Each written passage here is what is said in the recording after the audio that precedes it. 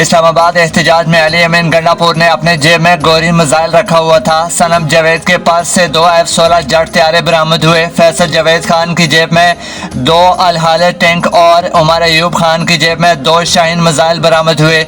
DPO अटक का मजीद कहना है कि तहरीक इंसाफ के एहतजाज में F-16 जेट तैयारों के इंजन लगे हुए थे, जिन्होंने एक नॉर्मल आंसू गैस को जहरीली गैस बनाकर वापस पुलिस के ऊपर मारा। शुक्र करें कि वो यहाँ पर रुक गए, वरना उन्होंने ये भी कह देना था कि वो कोटा प्लाट से 2 एटम बम भी लेकर आ गए थे।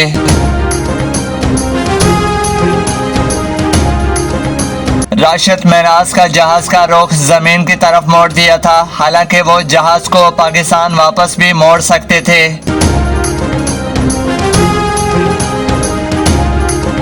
इंसानी दिमाग की मेमोरी 25 लाख GB है, जबकि उसे हैक करने के लिए सिर्फ 1 प्लेट बिरयानी की ही काफ़ी है। एक ब्रेकिंग न्यूज से आपको आगाह करते चले कि बांग्लादेश में 93,000 पतलूने बेचकर अय्याशी करने वाला बंगाली सामने आ गया। विजिलेंस राय के मुताबिक बंगाली ने 93,000 पतलूने बेचकर बिरयानी, चिकन ब्रोस्ट, स्वीट्स और कई कोल्ड ड्रिंक्स पीकर सबके सब पैसे उड़ा दिए।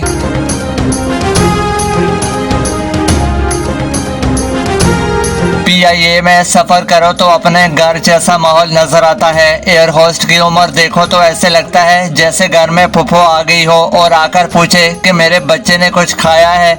और जहाज की सीटें देखो तो ऐसे लगता है कि जैसे दादी की जेस का फर्नीचर हो, किसी का कुशन फटा हुआ हो और किसी का बाजू नहीं।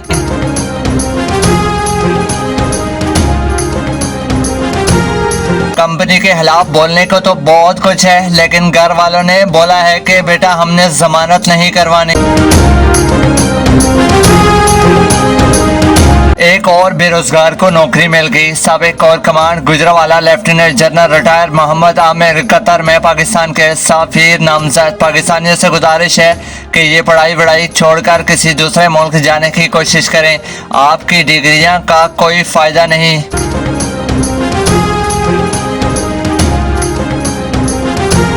पाकिस्तानी स्टॉक एक्सचेंज से गुजारिश है कि अकेले ऊपर ना जाएं, साथ में आवाम को भी लेकर जाएं।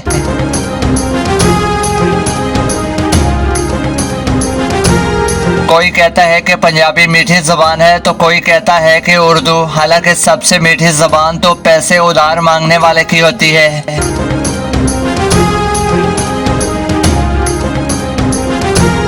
शाहिद अनवर कहता है कि पैसे से कुछ भी हो सकता है, उससे कहें कि पाकिस्तान में आकर कंपनी की इज्जत करवा कर दिखाए।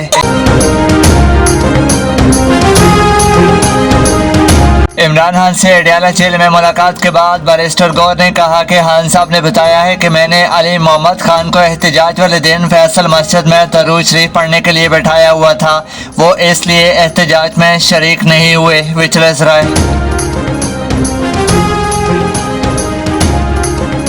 खैबर पख्तूनख्वा असम्बली के इजलास में डॉक्टर अमजद ने अपनी तकरीर में 3 इंतहाई तल्ख और सख्त जुमले अदा किए। तीसरा जुमला उन्होंने कहा कि जब बंदूकों का मुकाबला बंदूकों से हो तो फिर 93,000 पतलूनें भी उतर जाती हैं। मैं डॉक्टर अमजद साहब का बहुत एहतराम करता हूँ, ताहम उनके तीसरे जुमले से मुझे शदीद इख्तिलाफ है। मुझे अंदाज़ा नहीं था कि डॉक्टर साहब का मुताला इतना नाकिस और महदूद है। अगर मुझे वो सुन रहे हैं तो अपने जुमले की दुरुस्ती फरमा ले कि 93,000 नहीं बल्कि 93,731 पतलूनें थी। 731 अफराद कोई कम लोग नहीं होते।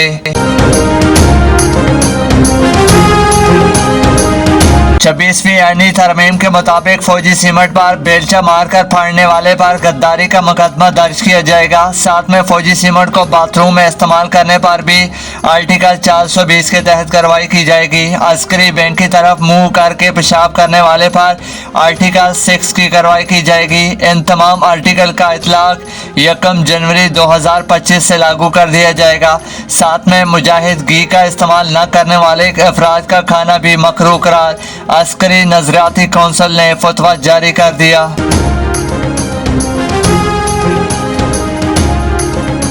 इकरार अल हसन से गुजारिश है कि आपने जैली पीरों को बेनकाब किया है। आपसे गुजारिश है कि एक हमारे मुल्क में जैली हाफिज भी है, उसे भी बेनकाब करें, आपकी बड़ी मेहरबानी होगी।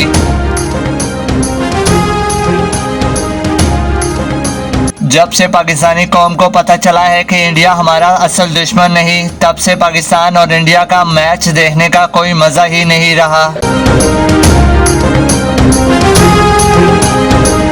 जब से कौम को पता चला है कि इंडिया हमारा असल दुश्मन नहीं, तब से इंडिया और पाकिस्तान का मैच देखने का मजा ही नहीं आता।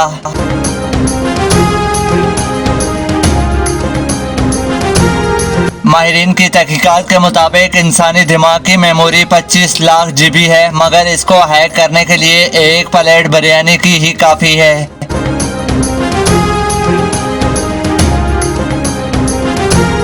राशिद मेनास ने जहाज का रुख जमीन की तरफ मोड़ दिया था, हालांकि वो जहाज का रुख पाकिस्तान की तरफ भी मोड़ सकता था।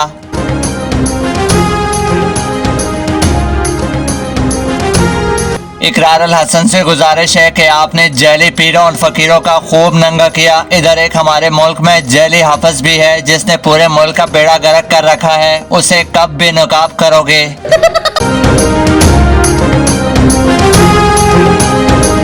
हमारे टैक्सों के पैसों से पतलूने लेकर फिर उन्हें बांग्लादेश में छोड़ आना क्या तुम्हारे बाप का पैसा है?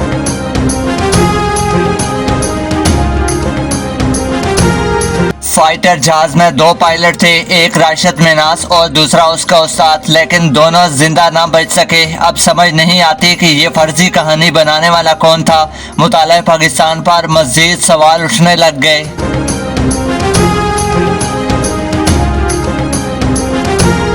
सोलह दिसंबर यौम पतलून के तौर पर मनाया जाएगा। 16 दिसंबर 1971 को हमारी 93,000 पतलूनें बांग्लादेश में रह गई थी, जो आज तक वापस न लाई जा सकी।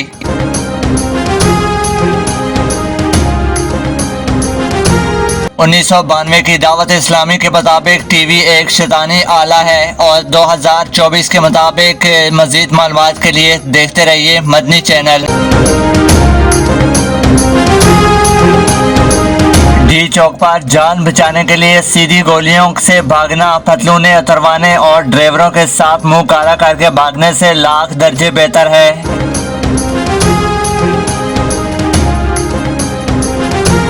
लाहौर में दूल्हे को इमरान खान का नारा लगाने पर गिरफ्तार कर लिया गया। इतने ये गिर चुके हैं कि आने वाली नस्लें इनका नाम ले सुनकर थूकेंगी।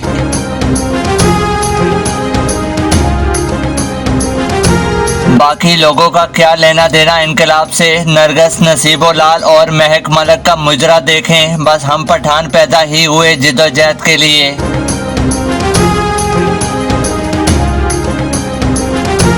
राशिद मेनास के वक्त अगर सोशल मीडिया होता तो अब तक सबका सब क्लियर हो जाता। मुताला पाकिस्तान में तो शुरू से लेकर आखिर तक सिर्फ और सिर्फ झूठ ही लिखा होता।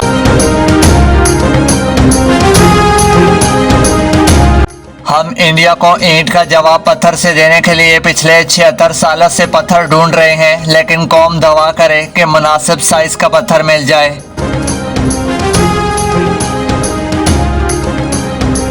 जिस मुल्क का स्टोर जनरल हो, चावल कर्नल हो, सिगरेट कैप्टन हो, सीमेंट फौजी हो और पंखे AC और DC हो, अखबार जंग हो, तो उस मुल्क का सुधरना मुश्किल ही नहीं बल्कि नामुमकिन है।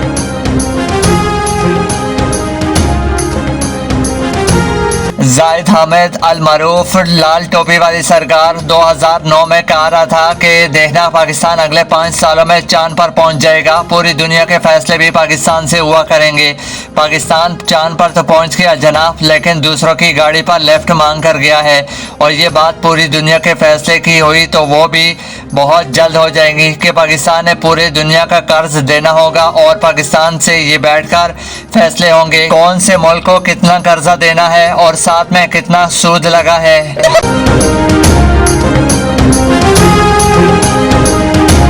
आईनी तरमीम के मुताबिक सर्दी में ठंडे हाथ लगाने वाले पर दहशतगर्दी का मुकदमा दर्ज किया जाएगा। विजिलेंस राय के मुताबिक सर्दी में ठंडे हाथ लगाना जानलेवा साबित हो सकता है, लिहाजा एहतियात करें, खुद भी महफूज रहें और दूसरों को भी महफूज रखें।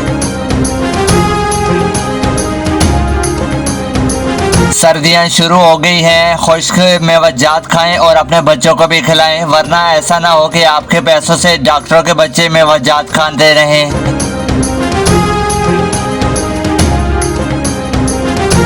हज करने वालों में पाकिस्तानियों का दूसरा नंबर है, जबकि उम्रा करने वालों में पाकिस्तानियों का पहला नंबर, जबकि ईमानदारी में पाकिस्तान का 160वां नंबर है। ये वही पहले नंबर वाले उम्रा करके अपने फिर भीख मांगने शुरू हो जाते हैं।